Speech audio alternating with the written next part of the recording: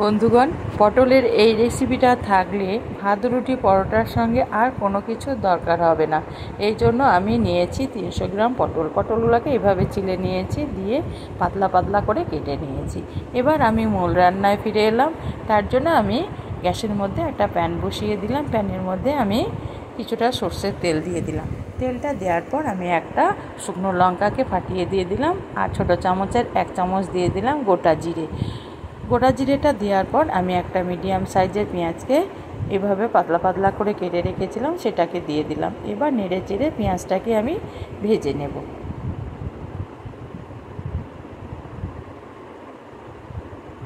এইভাবে নেড়ে চেড়ে আমি পেঁয়াজটাকে কিছুক্ষণ ভেজে নেব। আর তার মধ্যে আমি এখানে দিয়ে দিলাম একটু ছোটো চামচের 1 চামচ আমি দিয়ে দিলাম আদা রসুন বাটা। আদা রসুনটাকে একটু কষিয়ে নেওয়ার পর আমি এখানে দিয়ে দেব পরিমাণ মতো হলুদের গুঁড়ো, আর দিয়ে দিলাম আমি ধনে গুঁড়ো, এখানে আর দিয়ে দিলাম লঙ্কার গুঁড়ো পরিমাণ মতো। এগুলোকে একটু নেড়ে চেড়ে আমি ভেজে নেব। কিছুক্ষণ ভেজে নেওয়ার পর আমি এখানে দিয়ে দিলাম যে পটলগুলোকে আমি কেটে রেখেছিলাম, সেগুলোকে দিয়ে দিলাম।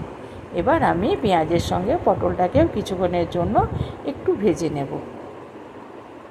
যে কোনো সবজি একটু তেলে বা মশলার সঙ্গে একটু ভেজে নিলে সবজিটা খেতে ভালো লাগে। আমি সেই জন্য পটলটাকে একটু পেঁয়াজের সঙ্গে ভেজে নেব। কিছুক্ষণ ভেজে নেওয়ার পর আমি এখানে দিয়ে দেব স্বাদ মতো লবণ। লবণটা দেওয়ার পর আবারও আমি কিছুক্ষণ নেড়ে চেড়ে পটলটাকে ভেজে নেব।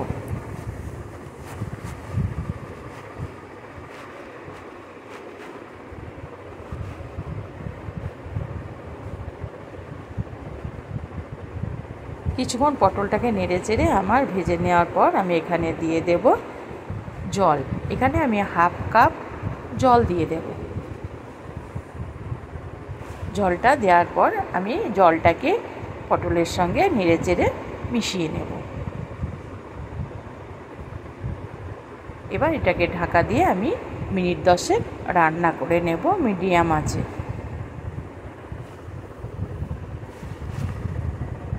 দশ মিনিট পর আমি ফিরে এলাম। দেখুন বন্ধুরা, পটলগুলো আমার নরম হয়ে গেছে। এবার আমি এগুলোকে আবারও নেড়ে চেড়ে কিছুক্ষণের জন্য ভেজে নেব, যাতে তলে লেগে না যায়। আর আমি দিয়ে দিলাম, এখন আমি দিয়ে দেব কিছুটা চেরা কাঁচা লঙ্কাটা দেওয়ার পর আবারও আমি নেড়ে চেড়ে এইভাবেই কিছুক্ষণ ভেজে নেব। আর এইভাবে নাড়তে নাড়তেই পটলগুলি একদম নরম হয়ে যাবে। আবারও আমি একবার ঢাকা দিয়ে দেব। 2-3 বার আমি এইভাবে ঢাকা চাপা দিয়ে একটু করে ভেজে নিয়েছি।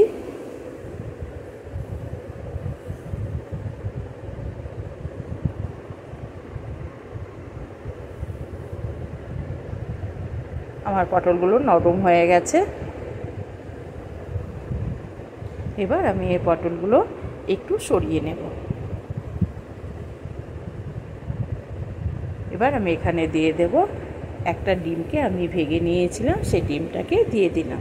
ডিমটা দেওয়ার পর আমি এখানে দিয়ে দেব অল্প একটু কালো গোলমরিচ গুঁড়ো। এবার আমি ডিমটাকে একটু শক্ত করে নেওয়ার পর আমি পটলের সঙ্গে নেড়ে চেড়ে মিশিয়ে নেব। হ্যাঁ বন্ধুরা, পটলের এই রেসিপিটি থাকলে ভাত রুটি পরোটার সঙ্গে দারুণ জমে যায়। এবার ডিমটাকে আমি ভালো করে পটলের সঙ্গে নেড়ে চেড়ে মিশিয়ে নেওয়ার পর আমি এখানে দিয়ে দেব ভাজা জিরের গুঁড়ো। হ্যাঁ বন্ধুরা, আমি আগে জিরে গুঁড়ো দিইনি, আমি এখানে ভাজা জিরের গুঁড়োটা দিয়ে দিলাম ছোটো চামচের 1 চামচ। জিরে গুঁড়োটা দেওয়ার পর আবারও আমি নেড়ে চেড়ে মশলার সঙ্গে মিশিয়ে নেওয়ার পর আমি এখানে দিয়ে দিলাম অল্প একটু গরম মশলাটাকেও আমি ভালো করে পটলের সঙ্গে মিশিয়ে নেব।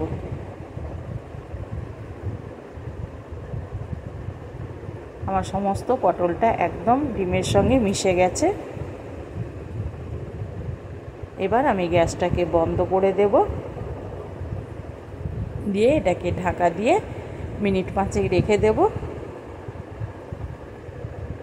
5 মিনিট পর আমি ফিরে এলাম। দেখুন বন্ধুরা, এবার আমি একটা প্লেটের মধ্যে উঠিয়ে নেব। আর যদি আমার ভিডিওটা ভালো লেগে থাকে তবে অবশ্যই একটা লাইক করবেন আর সাবস্ক্রাইব করে আমার চ্যানেলটির পাশে থাকবেন। এবার আমি গরম গরম পরিবেশন করে দেব।